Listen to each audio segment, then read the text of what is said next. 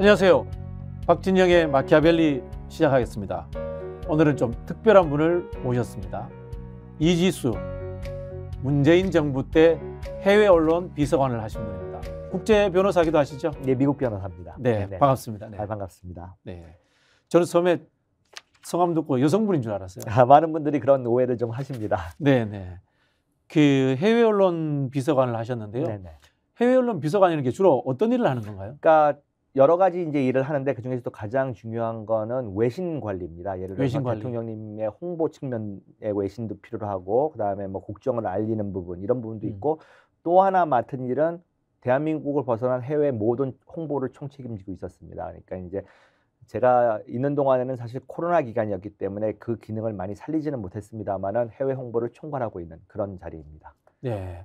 원래 근데 전공은 제가 듣기로는 경영학이나 경제학 쪽으로 들었는데. 예, 여러 가지 방면을 공부를 했습니다. 원래 학부는 경제학 했고 또 경제학 석사도 받았는데, 미국은 이제 처음에 MBA 하러 갔다가 경영학이죠. 네. 그랬다가 공부 욕심이 조금 더 생겨서 로스쿨 3년짜리 로스쿨을 졸업을 해서 마치고 미국에서 변호사 생활 한 2년 정도 하다가 귀국을 했습니다. 아, 미국에서 변호사 생활 하셨어요? 예, 네. 한 2년 정도 법정 들었습니다. 알겠습니다. 그 제가 이제 듣기로는 대통령 선거 시절인가요? 네. 그때 이제 뭐 문재인 후보 시절이죠. 그렇죠. 2017년도에 그때 네네네. 문재인 후보가 타임지에 네네. 표지인물로 나왔을 예. 때 그때 좀 역할을 하셨다 그런 많은 이야기를 분들이 들었는데. 네. 이제 그거를 사랑하고 계셨죠. 사랑해 주셨죠. 그러니까 협상가라고 하는 이제 아시아판 표지에 이제 문재인 후보, 당시 문재인 후보를 이제 올려드린 건데, 사실은 제가 그거를 처음부터 계획을 했고 설득을 했고 기획을 했고 이런 모든 일들을 다 책임지고 했었습니다. 그래서 결과적으로 아주 좋은 내용들이 나왔고 홍보에도 상당한 도움이 됐다라고 해서 지금도 양산에 찾아가서 인사를 드리면 그 이야기를 지금도 하십니다. 이 비서관 그걸 어떻게 했느냐. 그 보통 이제 대통령이 되고 난 이후에는 뭐 타임지의 표지인물이 될 수 있는데 역대 선거에서 후보가 타임지의 표지인물이 됐다. 이건 최초인가요? 우리나라에서는 최초입니다. 그러니까 보통 재임 시절 대통령들은 타임지의 표지 한 번쯤 올라가고 싶어하는 욕구들이 있습니다. 박근혜 후보 때 한 번 오르긴 올랐습니다. 그것도 후보 시절이었는데 그때는 아주 나쁜 제목으로 올라갔죠. 독재자의 딸. 이런 식으로 타임지가 독재자의 딸이라고 하는 후보로서 좀 네거티브하게 나온 반면, 이제 우리 문재인 대통령은 이제 협상가, 그 당시에 남북 상황이 아주 안 좋지 않았습니까? 이제 어떤 그런 식의 그 평화를 해결할 수 있는 사람, 이런 식으로 이제 후보를 올려드린 거죠. 제가 한 가지 좀 비하인드 스토리를 말씀드리면, 이명박 대통령이 타임지 표지에 올라가기 위해서 정말 몇 년을 작업을 했다고 합니다. 제가 대통령 시절에요? 대통령 시절에 나중에 들었는데, 근데 결국 못 올라갔습니다. 네. 그만큼 타임지의 표지라고 하는 게 여러 요인들이 작용을 해야만 표지에 올라갈 수 있는데, 제가 뭐 이명박 대통령 일을 해줬던 분들한테도 들은 거고 타임지 쪽 입장에서도 들었는데 결국은 못 올라가가지고 아쉬워했다, 이런 부분도 있습니다. BTS가 타임지에 올라갔잖아요. 그럼요. 그럼 BTS는 대통령급이네요. 그러니까 이제 타임지가 대통령을 올려드릴 때도 있고 명사를 올려드릴 때도 네. 있고 인기인을 올려드릴 때도 있고 또 문제를 심각하게 일으킨 김정은도 올라간 적이 있습니다. 이런 식으로 뭐 꼭 좋은 사람만 올라가는 건 아니고, 이제 그 주 내지는 그 달에 뜨거운 뉴스가 된 분, 이런 분들을 올려드리는 거죠. 네, 알겠습니다. 하여튼 재밌는 일을 하신 것 같아요. 저희가 이제 보통 이 정치 프로그램에서 자주 못 뵌 이런 경력을 가지신 분인 것 같습니다. 첫 번째 질문을 제가 아주 좀 포괄적으로 드리고 싶은데요. 윤석열 대통령의 해외 언론의 평가는 어떻습니까? 글쎄, 그 부분에 대해 말씀드리기 전에 제가 대통령의 외국과 관련되어 있는 일에 대해서 조금만 말씀을 드리겠습니다. 대통령의 외교 무대라고 하는 거는 정말로 어떻게 보면 외로운 자리입니다. 무슨 말씀이냐면은, 제가 탁현민 비서관하고도 이런 이야기를 많이 했지만, 참모진들이 준비해 줄 수 있는 최대치가 아마 80% 정도밖에 안 됩니다. 나머지 20%는 정말 개인기가 발휘돼야 되는 부분입니다. 그러니까 참모들이 아무리 열심히 해도 다자구도라든지 양자회담에서 결국은 정상 딱 둘만 만나는 시간이 확보돼야 되고, 거기서 개인기가 발휘될 수밖에 없는 상황인데, 지금 윤석열 정부를 보면은 참모들도 일을 못하지만 그 개인기 부분에서 너무 아마추어 같은 모습이 자주 연출되다 보니까 아마 대통령 시대에 있는 사람들도 지금 막 속이 탈 겁니다. 참 행운스럽게도 저희가 모셨던 대통령님은 그 20%를 정말로 꽉 채워줄 수 있는 능력을 가졌던 분이셨기 때문에 보좌하는 입장에서도 딱 스테이지만 마련해드리면 20%는 저희가 믿고 할 수 있다. 이런 부분이 있었습니다. 왜 이런 말씀을 드리냐면은 윤석열 대통령이 취임하자마자 계속해서 저는 외신 지국장들이나 이런 사람들하고 뭐 소통하고 자주 만날 때는 뭐 한 달에 한 번씩도 만나고 하는데 처음에는 잘 모르는 상태에서 상당히 조심스럽게 평가를 했죠. 그러다가 떡하니 나온 게 이제 이코노미스트지의 그 기본도 안 된 대통령 이런 이야기가 나왔고 그게 2022년도 아마 8월달 정도 되죠. 그러니까 결국은 취임한 지 3개월 남짓 경과했을 때 이코노미스트지라고 하는 상당히 보수적으로 알려져 있는 매체에서 그 정도의 강한 제목으로 뽑았다라는 건 저도 사실 외신을 담당했던 사람으로서 충격적이었었습니다. 내가 이코노미스트 지국장도 잘 알고 걔네들의 성향을 아는데 이 정도까지 제목을 강하게 뽑았어라고 해서 저도 놀래가지고 좀 추적을 해봤습니다. 이코노미스트가 경제지지만 이걸 경제 정책을 갖고 평가하는 아니고 윤석열 대통령의 정치 행태를 보고 이제 평가한 거로 봐야 되겠죠. 정치인으로서의 윤석열을 평가한 내용이었었습니다. 카리스마가 부족하다부터 시작해서 전혀 정치적 수학이 준비되어 있지 않다. 내용들을 보시면 정말로 신랄한 비판이었고요. 또 한편 수긍할 수밖에 없는 그런 내용들이었고. 그래서 이코노미스트지가 그 칼럼을 싣고 나서 다시 또 이제 그분들하고 이제 다시 또 더 많은 소통을 하게 됐죠. 이제. 도대체 새 정부가 들어서서 뭐 우려는 있었습니다만은 그래도 또 국민의 한 사람으로서 그래도 웬만큼 중간 정도는 해주기를 바라는 마음이 있지 않았겠습니까? 근데 외신 지국장들 내지는 외신들 사이에서 돌아다니는 이야기들이 심상치가 않더라고요. 이거는 완전 아마추어다. 거기에 조금 나중에 이제 가서 더 말씀을 드리겠습니다만은 민주주의의 기본 원칙도 안 지키는 이런 정부가라는 평가들이 자꾸 제 귀에 들려오더라고요. 그래서 이제 쭉 그들하고 다시 이제 소통을 하기 시작을 하고 하다가 사실 정점을 찍었을 때가 이태원 참사 때입니다.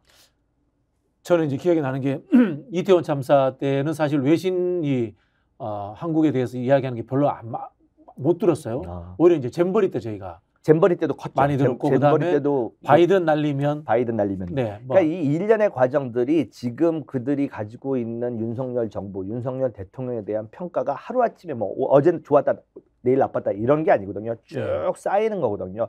일련의 과정들을 쭉 보면은 그들이 지금 이제 나중에 말씀드리겠습니다만은 윤석열 정부, 윤석열 대통령에 대한 그 평가가 너무나 나쁠 수밖에 없는 일련의 사건들이 쭉 쌓여 있었습니다. 제가 여기 방송을 출연하기 위해서 좀 준비해달라고 이제 저랑 같이 일하는 분들한테 그 좀 사건이라면 사건 내지는 해프닝 뭐 내지는 참사 이런 것들을 좀 정리를 하다 보니까 정리하던 친구가 갑자기 한숨을 푹 쉬더라고요. 조각처럼 들려왔던 게 많았는데 이걸 정리하다 보니까 이렇게까지 많은 사람이었느냐. 뭐 정말 수도 없이 나옵니다. 그 외신도 나름대로 개별 사건을 다루지만 이 개별 사건 속에서 윤석열 대통령의 특징, 그다음에 윤석열 리더십이 부족한 부분들의 키워드가 뭔지 이런 걸 뽑아내겠네요. 그럼요. 외신들도 여기에 보통 한번 취임하면 길게 있는 분들은 6년, 7년도 있는 분들도 있고 짧게는 한 3년, 4년 있다 보니까 처음에 자기네들이 갖고 있던 그 혹시라도 편견에 의한 게 아닌가라는 조심을 하고 있지만 시간이 지나가면서 그런 것들이 다 축적이 됩니다. 그럼 하나의 이제 어떤 평가로 자리 잡고 있는데 제가 왜 이태원 참사 사건 때 이야기를 들었냐면 이제 그때 이태원 참사 사건이 있고 여러 보도가 있었었고 외국 지국장들도 외국 매체들도 상당히 충격적으로 받을 수밖에 없는 시대 한가운데서 일어난 참사 아닙니까? 또 엄청난 희생이 일어났고 그래서 이제 어떻게 지내는지 궁금해서 한 2주 정도 지난 다음에 이제 연락을 했는데 제가 깜짝 놀랄 만한 좀 상황을 들었어요. 오늘 여기 와서 처음 푸는 건데 세계 유수 매체이고 이태원 참사가 일어나고 나서 사실은 지국 단위에서 그 취재를 한 게 아닙니다. 왜냐하면은 본사에다 연락을 해가지고 뉴욕타임스도 그렇고 BBC도 마찬가지고 걔네들끼리 이야기하는 포렌식 팀, 그러니까 한 8명으로 구성되어 있는 특수 사건 분석 팀들이 옵니다. 서울로. 그럼 본국에서 본국에서 온 겁니다. 특별 취재팀이 왔다 이렇게 맞습니다. 봐야 되네요. 그러니까 지금 지국이라고 하는 게 BBC가 됐던 뉴욕타임스가 됐던 2, 3인밖에 없기 때문에 충분한 재원이 없고 또 그런 기술적 취재를 할 만한 능력이 안 된다기보다는 시간이 없기 때문에 BBC 같은 경우 8명인가 온 걸로 알고 있고요. 뉴욕타임스도 결국 비슷한 팀을 파견해서 분초 단위로 그 사건을 분석을 했었습니다. 그 사건이 일어난 현장 주변에 CCTV를 다 뒤졌고요. 그렇게 해서 이틀에 걸쳐서인가 방역을 한 걸로 전 아는데 그 결론 비슷하게 내린 부분이 있어요. BBC가 뭐냐. 이거는 인재였다. 인재였다. 피할 수 있었던 참사였다. 네. 이런 식의 결론으로 유도갑니다. 그러니까 제가 볼 때는 뭐 언론으로서 그런 각도에서 충분히 취재할 수 있다고 봅니다. 또 이런저런 동의하는 부분도 있고. 근데 문제는 거기에 대응한 용산 대통령실의 반응이었었습니다. 보통 이제 그런 취재가 오면은 대통령실에서 좀 협조를 해주나요? 그거는 제가 듣기로는 평상시에, 그러니까 제가 청와대에 있었을 때는 뭐 취재에 어려움이 있거나 이런 네. 거에 대해서는 협조 요청을 합니다. 제 경험으로는 예전에 이제 CBS가 우리 휴전선의 자연 부분을 좀 취재하고 네. 있었을 때 협조 요청이 왔었습니다. 거기는 군사 지역이고 하다 보니까 좀 협조를 해서 좀 해줄 수 있느냐. 근데 내용이 뭐냐 그랬더니 이제 자연 보호돼 있다 이런 걸 해서 협조한 것도 있는데, 그 이태원 참사 같은 경우는 대통령실에서 원체 쉬쉬하고 덮어가려고 하는 경향이 있다는 걸 그들도 알고 협조를 요청을 하지 않았고, 사건 사고니까. 사건 사고 자기네 팀들이 와서 분석을 한 걸로 알고 있는데, 그러니까 3일 연장 항의 전화가 왔답니다. 대통령실에서 직접. 예. 그러면서 왜 이런 식의 취재를 하느냐, 왜 이런 식의 결론을 내느냐라는 강력한 항의를 했다는 겁니다. 네. 그러니까 BBC 입장에서도 놀란 거죠. 아니, 그래서 처음엔 그렇게 말을 했답니다. 뭐 어떤 부분이 잘못된 거냐, 사실관계가 틀린 게 있다면 우리가 수정해서 방송 내보내겠는데 사실관계가 뭐가 틀리냐 그러면은 그 이야기는 안 하고 왜 그런 식의 의도를 가지고 그런 식의 취재를 하느냐라고 하는 항의를 3일 연장을 합니다. 제가 듣기로는. 그러면은 아무리 영국을 대표하는 자유언론 BBC라 하더라도 한나라 대통령실에서 항의성 전화를 3일을 받으면 그 마음이 어떻겠습니까? 압박이 되겠죠. 쫄리죠. 정말로 이거 뭐지? 그래서 정말 신경쇠약에 걸릴 뻔했다라는 이야기까지 들었고요. 더 심각한 거는 BBC 런던에다가 그거를 내용을 말을 했습니다. 그래서 BBC 런던에서 이거 공개하자라는 회의가 열렸었습니다. 본사에서 한국 정부가 항의를 하니까 새롭게 출범, 이걸 공개할 건지 말 건지 회의를 했다. 예. 새롭게 출범한 정부가 언론 취재에 대해서 이렇게까지 부당한 간섭을 하고 있다는 게 회의 의제로 올라갔었습니다. 근데 결론은 뉴스를 다루지 않겠다라고 했었습니다. 왜 그러냐면 BBC에는 큰 원칙이 있습니다. BBC는 뉴스의 주제가 되지 않는다. 이제 해외 유수 언론들의 원칙들이 있습니다. BBC는 예전에 한번 영국 정부하고 부딪혀가지고 결국은 BBC가 틀린 게 아니라는 게 입증이 됐지만 상당한 곤혹을 치렀거든요. 그리고 자사 뉴스 만들지 않는다 이거네요. BBC는 뉴스의 주제가 되지 않는다가 하나의 큰 원칙입니다. 그래서 그것 때문에 결국은 문제 삼지를 않기로 했다라고 저는 들었는데, 만약에 그게 런던에서 봤을 때도 이건 심각하다라고 해서 공개를 했다라면 이건 국제적인 대망신입니다. 만약에 이제 BBC가 공영방송이니까 그걸 방송했더라면은 한국 정부가 영국 정부에 또 항의했을 수도 있겠네요. 뭐 BBC는 사실은 어느 정도로 언론의 자유와 이 권력을 갖고 있냐면 영국 정부도 두려워하지 않습니다. 예전에 뭐 과거에도 영국 정부와도 여러 번 부딪혔고 사실관계를 놓고 그렇기 때문에 뭐 우리가 공식적인 외교 채널을 통해서 뭐 영국에 항의를 했을 수는 있겠지만 이건 뭐 벌어지지 않은 가정이지만 어쨌든 뭐 그렇게 항의했다고 BBC가 뭐 사과하고 이럴 만한 매체는 아닙니다. 그 정도의 그 언론 자유에 대한 확고한 의지를 갖고 있는 상황인데, 제가 놀랬던 거는 그 일련의 과정들을 들으면서 도대체 새 정부의 대통령실이 언론관이 이게 뭐지라는 정말 충격적인 사실이었죠. 저도 아까도 말씀드렸듯이 외신도 관리하고 숱한 소통을 했습니다만은 그들의 취재에 대해서 간섭하면 안 됩니다. 그건 그들의 영역입니다. 그 국내 언론도 마찬가지예요. 맞습니다. 그게 언론관입니다. 그들이 잘못된 사실관계는 교정해 줄 수가 있습니다. 이거는 이 시간이 아니었어. 시간이 좀 바뀌었어. 사실관계는 충분하게 뭐 교정을 요청을 할 수도 있지만 또 그들도 그건 받아들입니다. 하지만 그들이 취재한 내용, 분석 이런 거에 대해서 한나라 정부가 나서 왈가왈부를 한다라는 거는 그 나라 언론 지수를 보여주는 거거든요. 그거는 그들에게 더한 분노를 삽니다. 그 이후에 이제 이런 것들이 쌓이면서 계속해서 그 외신들을 중심으로 물론 뭐 뉴욕에서 나온 적도 있고 여기저기서 지금 윤석열 정부와 대통령실의 이 언론관에 대한 회의적인 시각들이 계속 생겨나고 있습니다. 이게 사실은 그런 거는 이제 BBC 입장에서는 한국 신정부의 언론 자유에 대한 인식도 알게 된 거고, 그다음에 민주주의가 후퇴했다는 것도 인식돼서 그때부터 이제 느낌을 가졌던. 근데 이게 또 법률적으로 따져보면은 엄격하게 따져보면 직권 남용과 보도 통제에 해당될 수도 있다. 근데 이제 그런 거는 이제 외국이니까 이제 또 더 복잡한 이슈들이 이제 결부가 되는데 네. 그게 이제 출범하고 얼마 안 돼서 벌어진 참사 아닙니까? 그러니까 이제 이 사람들도 이거 뭐지? 아니 도대체 언론은 어떻게 생각하고 이런 식의 우리한테 강제적인 좀 그런 메시지를 전해오지 이런 우려들이 생기기 시작한 거죠. 그때부터 이제 그 BBC가 또 외신에 그랬다면은 국내 언론한테는 어떻게 했겠느냐 이런 짐작이 갈 수 있을 겁니다. 정말 상상이 안 가는 거죠. 근데 네. 그것도 안 되니까 이동관까지 이제 데려다가 이제 하는 네. 거 아닙니까? 정말 뭐 오늘 또 뭐 다음에서 또 무슨 조그마한 해프닝이 있었던 것 같은데 이런 식으로 국민들의 눈과 귀를 가리고 언론을 통제하고 이런 시도 자체가 이건 민주주의의 근본을 흔들겠다라는 이런 의도로밖에 볼 수가 없기 때문에 정말 우려되는 상황입니다.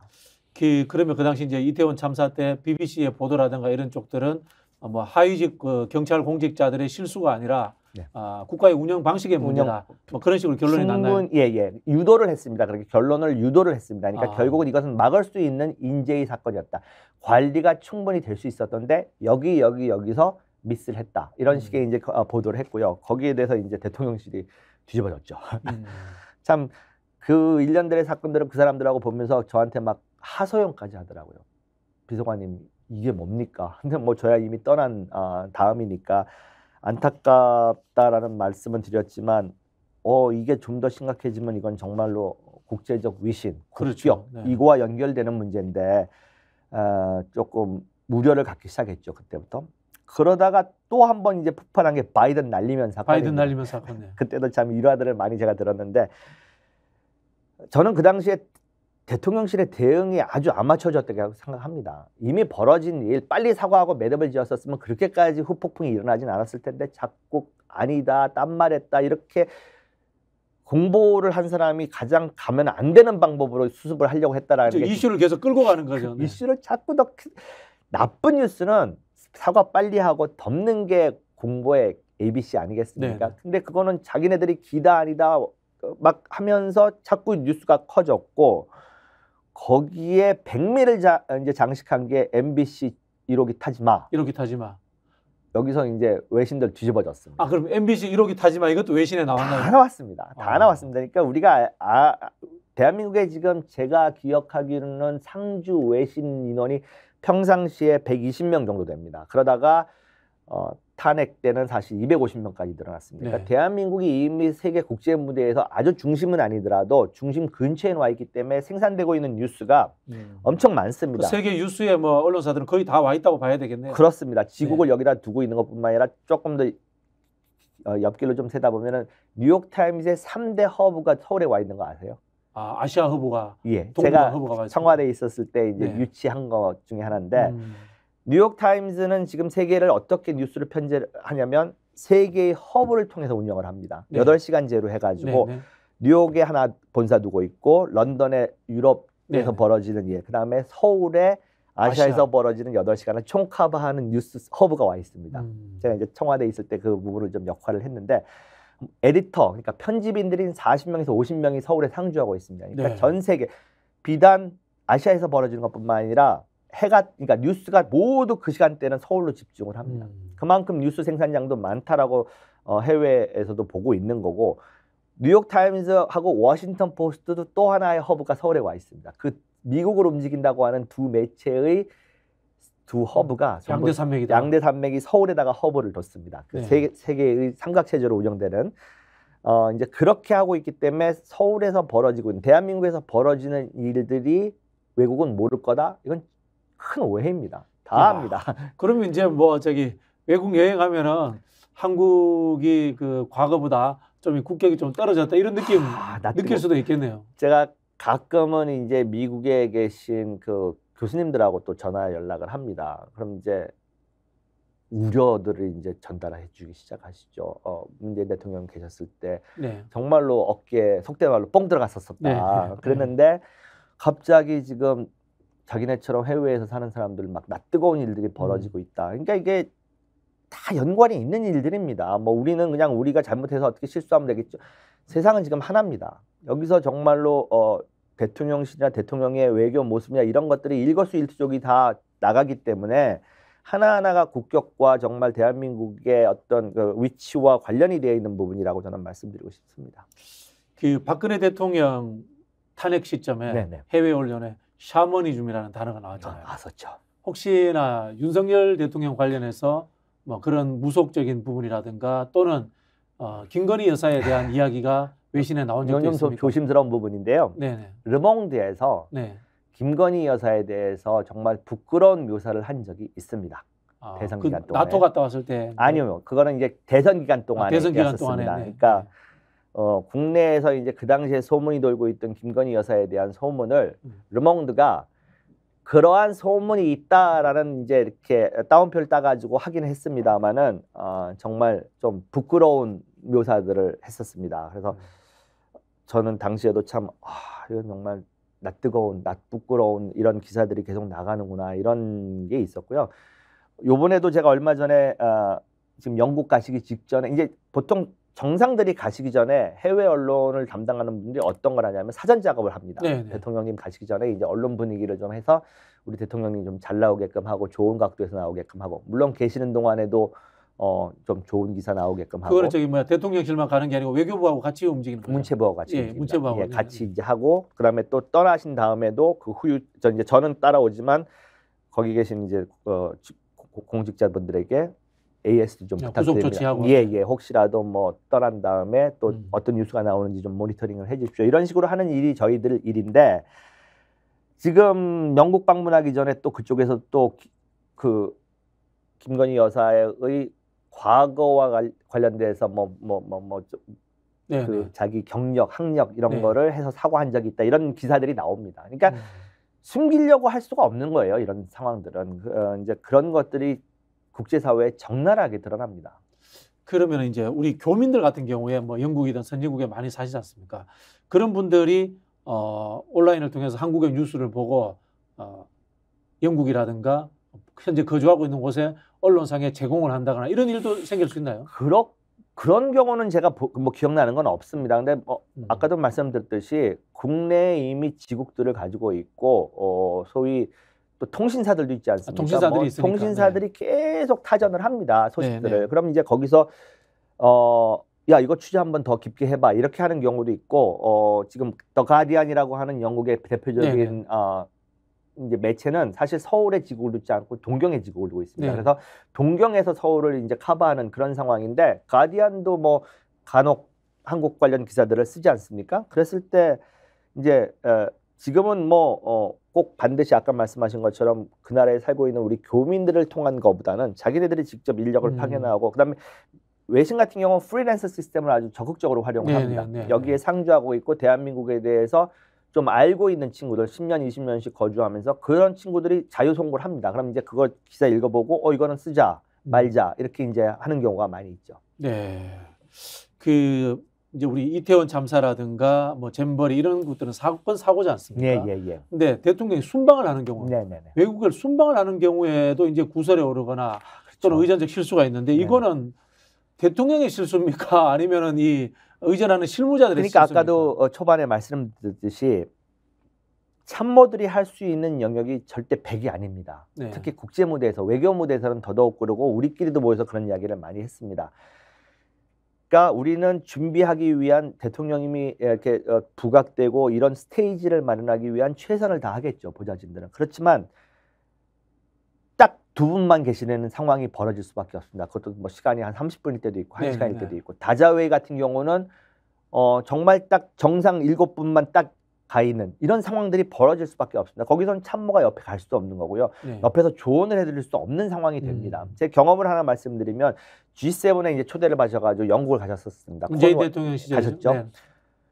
그 당시에 이제 코로나가 있기도 했지만 그 정상하고 이제 우리 대통령님까지 해서 이제 8분이 가시는 장소에는 대변인도 못 들어오게 했습니다. 아, 그렇습니까? 제1 비서관도 못 들어옵니다. 딱 본인만 들어가게 합니다.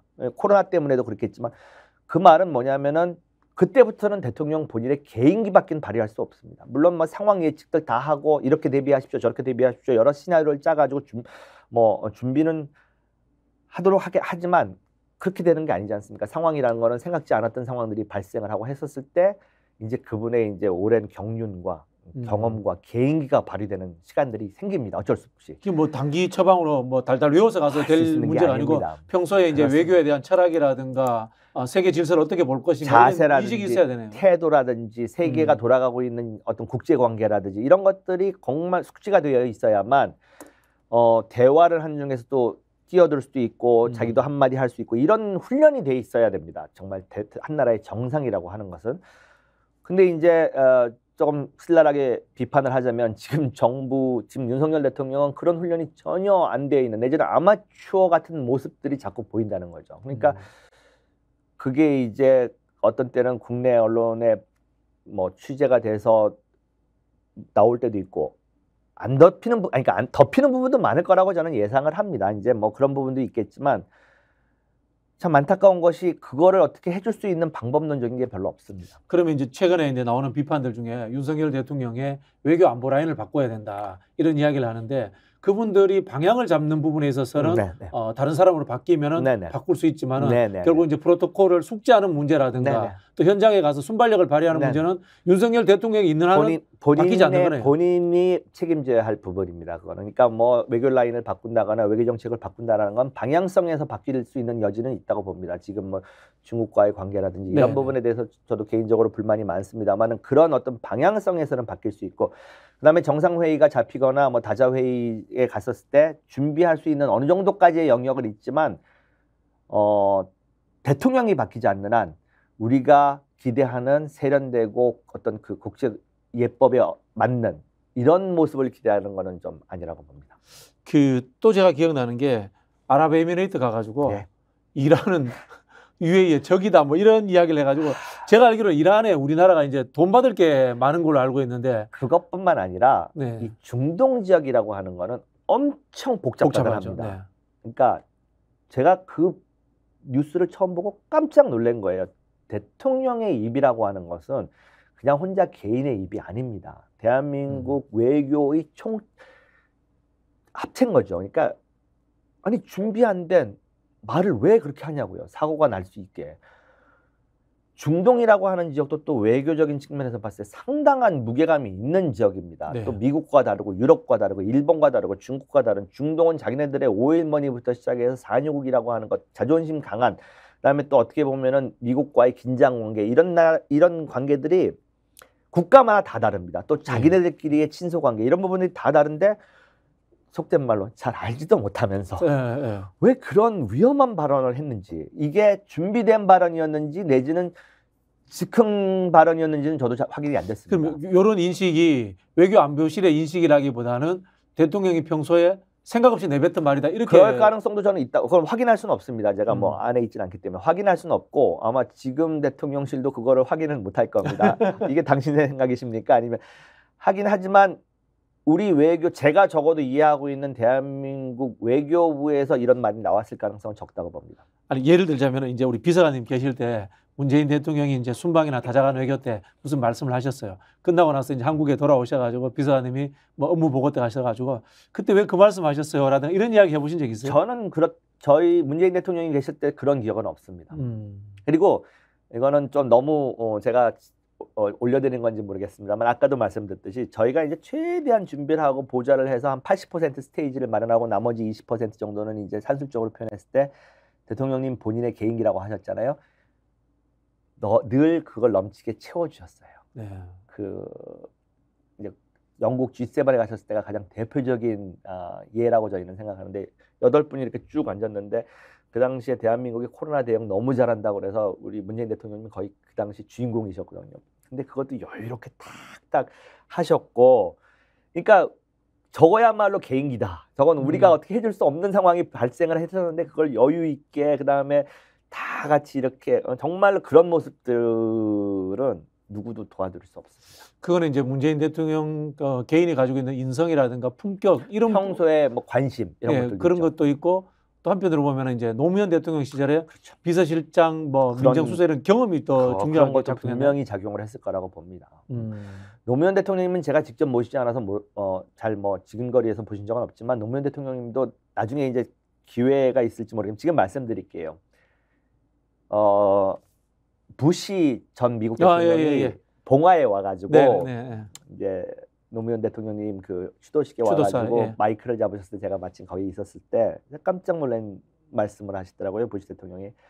정말 상대해야 했을 때는 터프한 파트너였다니까. 정말 힘들었다. 근데 돌아서서 자기는 존경했다. 야, 저렇게까지 자기 국가 이익을 위해서 지키려고. 그러니까 대통령이란 자리가 그렇습니다. 늘. 뭐 거칠 수도 있어요. 뭐 사람 성향에 따라서. 하지만 앞에서는 야, 너 너무한 거 아니야? 이렇게 으르렁하다가도 돌아가신 지 몇 년이 됐는데 오지 않습니까? 그렇죠. 그건 엄청난 존경의 표현인 거거든요. 그 앞에서 뭐 딸랑딸랑하고 사이 좋은 게 아닌 거죠. 네. 앞에서 오히려 웃는 거는 외교 무대에서는 조심해야 되는 시그널입니다. 정말로 저 사람이 돌아가서 자기 참모들하고 어떤 이야기를 하고 한나라 대통령에 대해서 어떤 평가를 하고 그게 후속 조치로 어떻게 이어지는지를 봐야지 앞에서 웃고 앞에서 뭐 악수하고 뭐 허그하고 이랬다는 게 다가 아닙니다.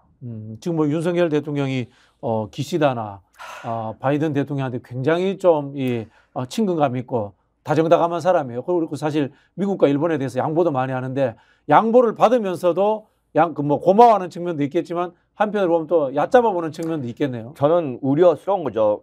이렇게 봅니다. 제가 보는 개인적인 시각이긴 합니다만 지금 바이든 입장에서 윤석열 대통령 너무 이쁠 겁니다. 네. 뭐 해달라는 거 이상으로 늘 해주고 기시다 입장에서 봤을 때도 좋죠. 뭐 그런데 그게 과연 옳은 길인지는 꼭 한번 생각해야 된다고 저는 생각을 합니다. 그러니까 그리고 또 한 가지는 그 사람들이 앞에서 웃고 야 너가 최고야 최고야라고 해줬다고 해서 돌아서서 정책이나 대한민국을 위해 어떤 선택을 할 때 대한민국 이익을 위해서 어떤 선택을 해줄지에 대해서는 저는 확신할 수 없다고 봅니다. 결국 이제 외교라는 것이 선의의 교류라기보다는 자기 국가에 대한 무한한 이기주의적 측면에서 빼낼 거 빼내는 최대한 빼내는 뭐 그걸로 이해를 해야 외교 무대라고 하는 건 철저하게 자기 국가 이익을 위해서 웃기도 하고 화도 내고 뭐 액션도 취하고 이러는 정말 살벌한 무대입니다. 그렇다 보면은 그 궁극적인 목적은 방금 말씀하신 것처럼 자국의 이익입니다. 뭐 무조건 자기 이익을 지키기 위한 정글과 같은 곳이 외교 무대이기 때문에 뭐 A 나라 대통령과 B 나라 대통령이 사이 좋았네, 술 마셨네, 뭐 어디 캠프 데이비드에 가서 뭘 했네. 그거 다 형식인 거고요. 캠프 데이비드 가려면 뭘 많이 줘야 된다고 하더라고요. 뭐 그 부분에 대해서는 뭐 잘 모르겠습니다. 뭘 줬는지 안 줬는지 확인이 안 돼, 확인은 할 수는 없는 부분이지만 아무나 갈 수 있는 곳은 아닌 건 분명합니다. 노무현 대통령도 그 당시에 미국에 초청을 받았을 때 부시가 캠프 데이비스 이야기를 했대요. 그렇죠. 근데 뭐 조건이 따라붙어서 노무현 대통령이 바로 단칼에 노했다고 하더라고요. 분명히 하나만 더 덧붙이자면 외교 무대는 공짜가 없습니다. 공짜가 없다. 공짜가 절대 없습니다. 네. 이번에 이제 그 에이펙 윤석열 대통령이 참석을 했습니다만은 바이든하고 기시다는 만났는데 시진핑은 뭐 만나려고 했던 것 같아요. 그러니까, 아니면은 시진핑이 그냥 패싱한 것 같아요. 뭐 오늘 중앙일보 기사에 나온 거에 의하면은 중국 쪽에서는 윤석열을 만날 전혀 준비팀을 안 데려갔다라는 보도가 나왔어요. 그 말은 아예 계획적으로 무시한 거죠. 너 이번엔 안 만나. 이런 식으로 계획을 잡고 왔다라는 거죠. 왜냐하면은 만약에 대통령 한 분의 움직임이라는 게 혼자 움직이는 게 아니지 않습니까? 만약에 윤석열 대통령을 혹시라도 만나게 되면 만나야지 하면 통역 대동해야 되죠. 한국 전문가 대동해야 되죠. 만나기 전에 또 회의해야 할 또 팀들 데려가야 되죠. 이 정도로 같이 움직이는 건데 그런 걸 하나도 안 데려갔다는 겁니다. 그러니까 애초에 그럼 만날 생각이 없었다는 거죠. 그 말은 대한민국이 지금 윤석열 정부가 출범하고 나서 대중국 이 관계에 대해서 엄청나게 지금 불만이 있는 거죠. 불만이 있다. 저희가 외교 무대에서 이런 말까지 해도 되는지는 모르겠습니다. 뒤끝이 제일 장렬하는 나라가 중국입니다. 외교관들이 이렇게 모여서 이렇게 이야기하면 미국 같은 경우는 대통령이 바뀌거나 이러면 또 관계 안 좋았다가도 또 이렇게 좋아질 수 있고 이런 부분이 있는데 뒤끝 오래가고 장렬하고 이런 부분들이 중국 외교관이다. 그러니까 중국과의 관계는 빨리 뜨거워지는 경우도 없고 빨리 식는 경우도 없다 이런 말들을 많이 하시더라고요. 저는 뭐 그런 부분들이 다 영향이 있다라고 저는 봅니다. 이제 에이펙 같은 이제 다자간 외교를 하러 갈 때 이제 윤석열 정부에서 이야기하는 것처럼 즉석 만남 같은 이런 게 있습니까 실제로? 있긴 있습니다. 있긴 있습니까? 예. 그러니까 이제 저희가 그 대통령님이 이제 순방 가기 전부터 이제 준비 회의를 여러 번에 걸쳐서 합니다. 뭐 외교부도 부르고 뭐 이렇게 하는데. 이왕이면 다자회 같은 데 가셨을 때 이왕이면은 양자회담을 많이 잡으려고 합니다.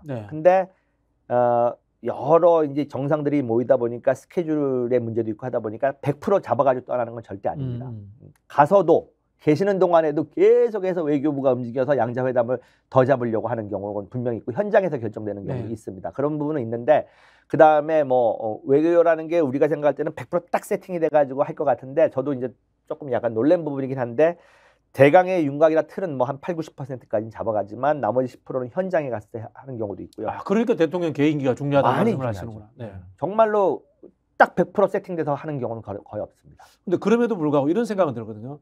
미중 일 이 정도는 다 준비하죠. 늘 기본 세팅 아닌가요? 그러니까 그걸 준비해서 가야 되는 거 아닌가요? 거기는 당연히 양자회담을 하기 위한 여러 의견을 타진할 것이고 계속 협상을 할 거라고 저는 생각을 하고 있고 이번에도 마찬가지였을 거라고. 근데 중국 같은 경우는 계속 뜨뜻미지근하게 했겠죠. 두고 보자. 절대 노 안 합니다. 이 외교 관계에서는 왜냐하면 또 어떻게 상황이 바뀔지 모르잖아요. 간동안에 또 무슨 중국과 한국에 무슨 문제가 생길 수 있기 때문에 노를 명확하게 하지 않습니다. 두고 보자 이렇게 하겠죠. 종합적으로 이제 우리가 윤석열 정부의 외교 특히 이 프로토콜이라든가 이런 부분들에 대해서 이야기를 하고 있는데 문재인 대통령하고 한번 비교를 한번 해봤으면 싶어요. 글쎄요, 너무 격차가 많이 일어나고 또 제가 또 사심이 좀 개입될 수 있는 부분이라 좀 조심스러운 부분이 있긴 합니다. 특히 이제 윤석열 정부가 세일즈 외교 이런 이야기를 많이 하면서 대기업 총수들도 막 동행을 시키는데 제가 이제 그 경제지 기자들한테 그런 이야기를 한번 해봤어요. 우리 한국 같은 이 글로벌 기업들이 대통령 따라다니는 게 그렇게 큰 도움이 돼? 그런 이야기를 하니까 기자들이 말을 잘 안 해줘요.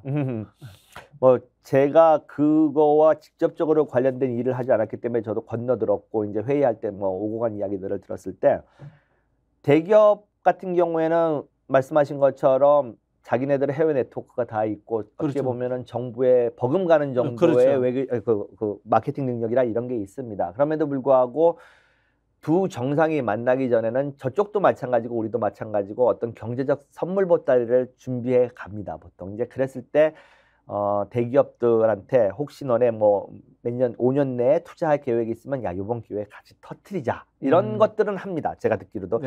근데 그 다음에 뭐 금액 조정도 야 이거 좀 더 올리자, 낮추자 뭐 이렇게는 하지만 예전과 같이 대기업이 뭐 하란 대로 하는 세상이 아니기 때문에. 뭐 일방적으로 전혀 없던 계획을 뭐 청와대나 대통령실이 요구한다고 해서 하지는 않습니다 이제는. 근데 이제 그런 걸 이렇게 묶는 작업은 좀 합니다. 그래서 이번에 대통령 가실 때 뭐 반도체 부분에 얼마 투자하는 거 그럼 이제 하나의 선물 보따리처럼 보이고 대신에 저쪽에서도 그에 상응하는 선물 보따리를 받을 수가 있죠.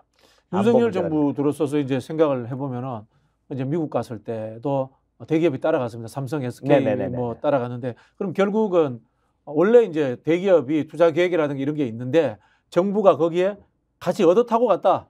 뭐 이런 표현을 써도 되겠네요. 사실은 상호 도움을 받는 관계입니다. 예를 들어서 대기업 입장에서도 한 나라의 대통령과 갔었을 때 급이 달라지죠. 이제 주지사하고 다음에 만났을 때 벌써 달라지지 않습니까? 이 세계 관계라는 게 이제 그런 급을 따지는 경우가 많이 있는데, 그러니까 뭐 꼭 대통령만 그 대기업의 어떤 그 도움을 받는다라기보다는 대기업도 또 한 나라의 정상과 움직이는 거에 대한 편익 다 계산하죠. 그러니까 도움을 받는 부분은 분명히 존재합니다. 근데 이제 의문이 드는 게 이거죠. 미국에 투자를 하기로 했는데 미국은 우리한테 경제적인 부분은 준 게 없어요. 그러게요. 저도 이번에 이제 영국 같은 경우에는 더 황당한 게 뭐 미국은 이제 외교 안보 문제가 중요하다고 치더라도 영국에 34조 투자하겠다 이야기를 했는데 영국하고 우리에게 돌아온 이야기는 합동훈련한다.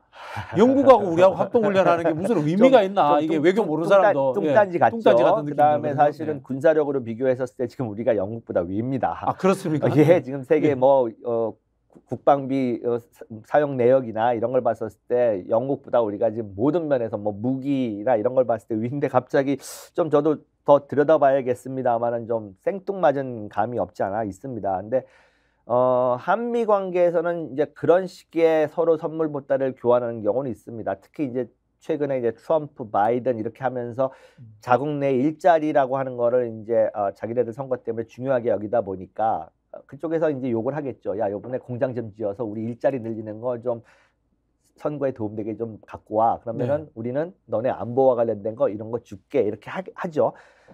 그런 교환들은 있지만 영국 요번에는 조금 이 균형이 전혀 안 맞는.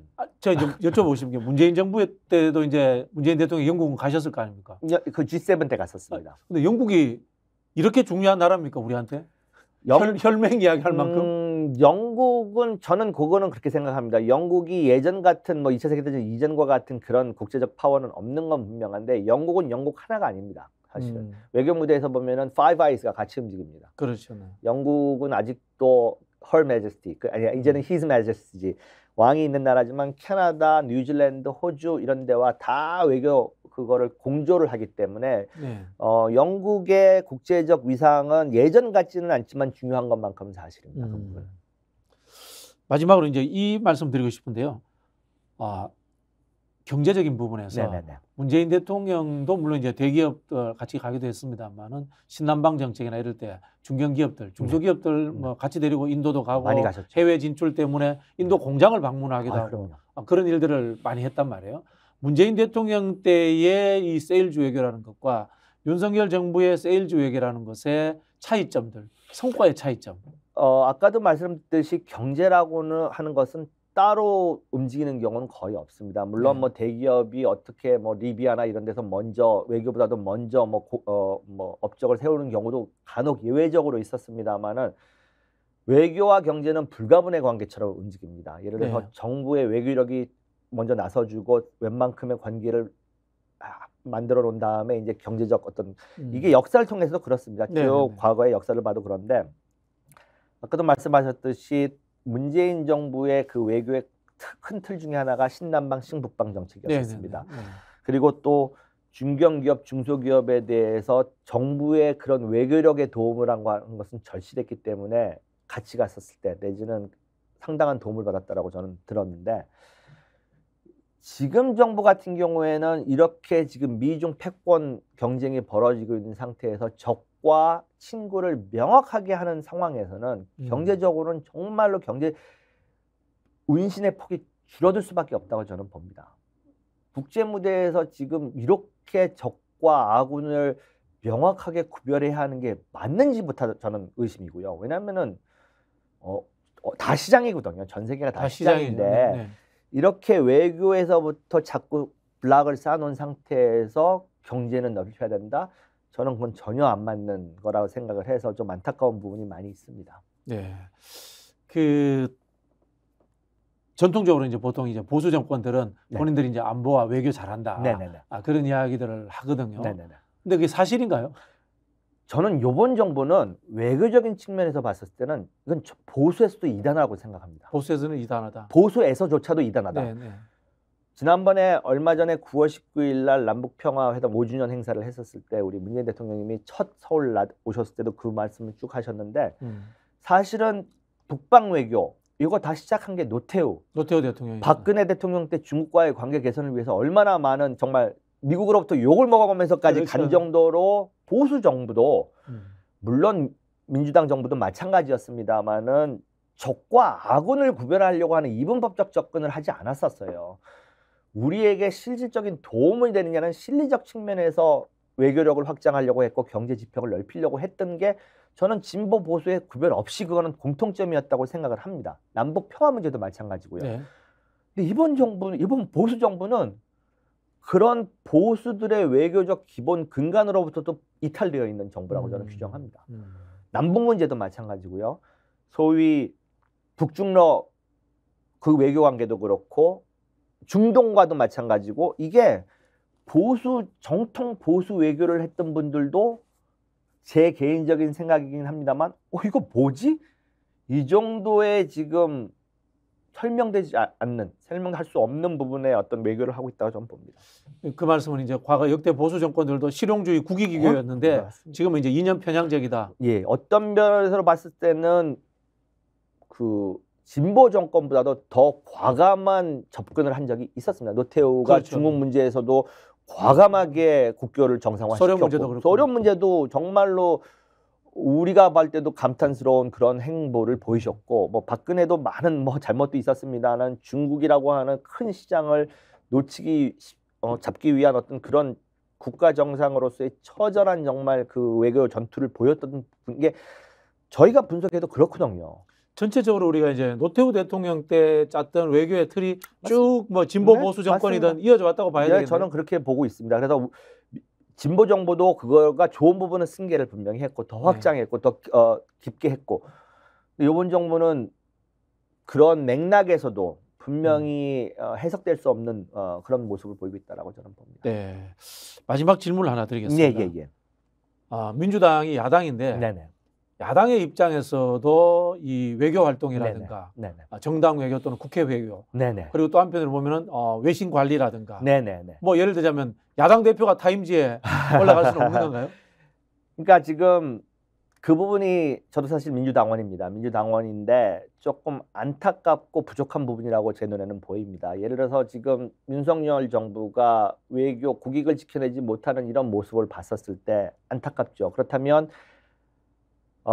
야당이라도 그런 네트워크를 구축을 해서 어떤 국익을 지키기 위한 노력이 좀 있었으면 하는 바람이 있습니다. 하지만 공적 외교라고 저는 표현하는데 외교부를 통한 외교는 야당은 이용할 수 없습니다. 활용할 수 없습니다. 왜냐하면은 뭐 외교부는 당연히 대통령 정부거니까 하지만 외교라고 하는 거는 반드시 그 공적 외교만 있는 것이 아닙니다. 소위 우리가 공공외교라고도 표현하는 부분이 있는데 뭐냐면 미국이 됐든 유럽이 됐든 일본이 됐든 다른 공적 라인이 아닌 그 나라의 여론을 형성하는 집단들이, 이해관계자들이 있습니다. 그분들과의 소통은 내지는 네트워킹은 야당이라도 할 수 있습니다. 아무런 제한이 없기 때문에. 그런 부분들이 좀 더 활성화되기를 저는 정말 기대하고요. 그런 역할을 좀 하시는 분들이 민주당에서도 좀 국회의원으로 좀 역임을 좀 하셨으면 하는 그런 바람이 정말 간절합니다. 또 한 가지만 좀 부연해서 말씀을 드리면 제가 외국에 있는 지국장들만 뭐 정기적으로 만나는 게 아니라 사실은 주한 외교관들하고도 가끔 뭐 만나서 뭐 맥주도 먹고 뭐 식사도 하고 그러는데 그 미국이나 영국 쪽 그쪽 분들이 누구라고는 뭐 개인적으로 밝힐 수는 없습니다만은 조금 안타까워하세요. 이 민주당에 대해서. 자기네들하고 좀 더 많은 정보나 이야기를 좀 통해서 해외에서 가지고 있는 유럽이나 미국에서 가지고 있는 민주당에 대한 오해 부분이 상당히 많이 있습니다. 아, 그렇습니까? 민주당에 대한 오해 정말 이야기하다 보면 깜짝깜짝 놀랄 정도로, 왜냐하면 그들이 취합하는 정보의 많은 부분이 보수지로부터 오는 게 사실이거든요. 뭐 예를 들면 뭐 대북 정책이라든가 이런 거 정책뿐만 아니라 우리가 가지고 있는 대미관, 뭐 어떤 그 자본주의에 대한 생각 이런 부분들을 왜곡돼서 가지고 있는 경우가 상당히 많습니다. 이제 저는 뭐 기회가 있을 때마다 그 부분을 교정하고 수정해주고 하는데, 그럼 이제 그 친구들은 또 자기 본국에 보고를 하겠죠. 야, 우리가 알고 있는 게 아니래 누가 뭐 이렇게 하겠지만 전 세계는 지금 움직이는 게 하나처럼 움직이기 때문에 그런 정보 교환 내지는 공유가 상당히 중요한 시대에 우리가 살고 있는데 안타깝게도 민주당이 그런 부분이 많이 부족합니다. 또 그들이 직접 그들의 입을 통해서 그걸 지적합니다. 민주당이 BP라고 표현을 하는데 PPP에 비해서 너무 그게 부족하다. 이거는 뭐 우리가 니네 편을 들래 저쪽 편을 들래 그런 문제가 아니라 적어도 우리가 너네들에 대한 오해를 불식하고 너네 또한 우리에 대한 보다 더 깊은 이해를 위해서는 그런 것들이 사전에 이야기가 좀 되고 당이라 하더라도 뭐 외교부가 없다 하더라도 충분히 가능한 부분이거든요. 그런 거를 조금 더 노력해주고 경유해줬으면 좋겠다 이런 말을 여러 번 들었습니다. 제가. 저도 이제 기억나는 게 김성권 의원이라고 로버트 김 동생이잖아요. 그렇죠. 그분이 미국 관련해서 역할 많이 하셨거든요. 그리고 금방 제가 서두에도 말씀드렸습니다만 문재인 대통령이 그 당시에도 야당이었잖아요. 야당인데도 집권하려고 하는 의지가 있다 보니까 결국은 타임지에 나갈 만큼의 외국적인 관리라든가 외신 관리도 했던 거 아니겠습니까? 그렇습니다. 그렇죠? 그러니까 뭐 그 야당이기 때문에 지레짐작으로 우린 안 돼라고 생각하는 건 전 제일 금물이라고 생각합니다. 야당이지만 할 수 있는 것들은 정말 널려 있습니다. 그렇게 하고 가장 궁극적으로 중요한 거는 대한민국의 국가 이익 아니겠습니까? 물론 뭐 지금의 정부가 뭐 불만족스럽고 뭐 너무 많이 내주는 거 아니야라는 불평만 할 것이 아니라 그럼 우리가 그 상황에서 어떻게 미국 여론이 됐던 유럽 여론이 됐던 우리의 국익에 맞게끔 움직여줄 수 있는지에 대한 고민을 좀 같이 했으면 하는 그런 바람입니다. 그럼 예를 들자면 이제 뭐 야당의 유력 정치인이 미국을 방문한다, 워싱턴을 간다. 그러면 국내에 있는 지국들을 통해서 워싱턴 가니까 뭐 워싱턴 포스트지라든가 그쪽에 이제 인터뷰를 한다거나 이런 것들이 세팅이 가능하겠네요. 그거는 제가 청와대에 있을 때는 당연히 이제 그 편집장들하고 만나고 뭐 이랬던 건 했었던 거고. 그 이상의 루트들이 많이 있습니다. 정말로 뭐 공개할 수도 있는 것도 있고 공개하지 못할 만한 루트들도 있는데 네. 뭐 간단하게 표현하면 의원 외교죠. 의원 외교죠. 그리고 제가 미국서 어려서 산 것까지 한 13년을 살았습니다. 근데 미국은 분명히 여론이 움직이는 나라입니다. 그리고 그 많은 분들이 미 의회의 권력, 권한에 대한 정확한 이해를 못합니다. 미 상원 의원 10명이면 어마어마한 그렇죠. 권력, 권한을 갖게 됩니다. 조금 과장해서 표현하자면 상원 의원 10명이면 대통령에게 버금간다라고 하는 게 제가 표현하는 건데 의원 외교가 그만큼 중요합니다. 정책을 발표하고 입안하는 건 다 행정부지만 미국도 그거를 만들어내기 위해서 의회와 끊임없는 소통을 합니다. 그 가운데 대한민국의 이익을 위해서 움직일 여지는 충분히 있습니다. 그런 보이지 않는 외교의 물밑에서 벌어지고 있는 그런 데에 민주당이 좀 더 깊이 관여하고 네트워킹을 구축하고 유럽도 마찬가지입니다. 그런 부분들의 역할을 조금 더 해야 할 시대가 이제는 됐다고 생각합니다. 예, 알겠습니다. 오늘 참 좋은 말씀 많이 들었습니다. 마지막으로 우리 비서관님 그 개인적인 일정이라든가 향후에 뭐 전망 뭐 이런 것도 좀 짧게 소개해 주시고 끝을 맺죠. 네. 글쎄요. 지금 저는 이제 청와대에서 만 24개월을 근무하고 나왔고요. 그다음에 지금은 뭐 사실은 총선 준비를 한번 하고 있습니다. 지금 제가 마포 갑을 준비하고 있습니다. 마포 갑을 선택한 이유는 제가 이제 초등학교 때 외국서 이사를 온 곳이 마포였고요. 또 중고등학교를 다 거기서 다녔고 계속해서 거기서 20년 넘게 살았고 또 청와대 나오기 전에 다시 이제 혼자 되신 어머님을 모시기 위해서 마포로 가서 그런 연고들도 있고 또 한 가지는 마포는 제가 볼 때는 지금 뭐 소각장 문제로 좀 시끄럽지 않습니까? 마포가 그렇게 낭비할 만한 지정학적 위치가 아닙니다. 지금 어떻게 보면 서울의 중심으로 만들 수 있는 여러 가지 요건들을 갖추고 있는 곳이기 때문에 그런 부분에 꿈을 꾸고 있는 사람으로서 한번 도전하고 있습니다. 네, 알겠습니다. 자, 시청자 여러분, 오늘은 저희가 윤석열 정부에 대한 외신의 평가 이런 부분들에 대해서 이지수 전 해외 언론 비서관 모시고 좋은 말씀 많이 들었습니다. 자, 이것으로 마치도록 하겠습니다. 감사합니다. 감사합니다.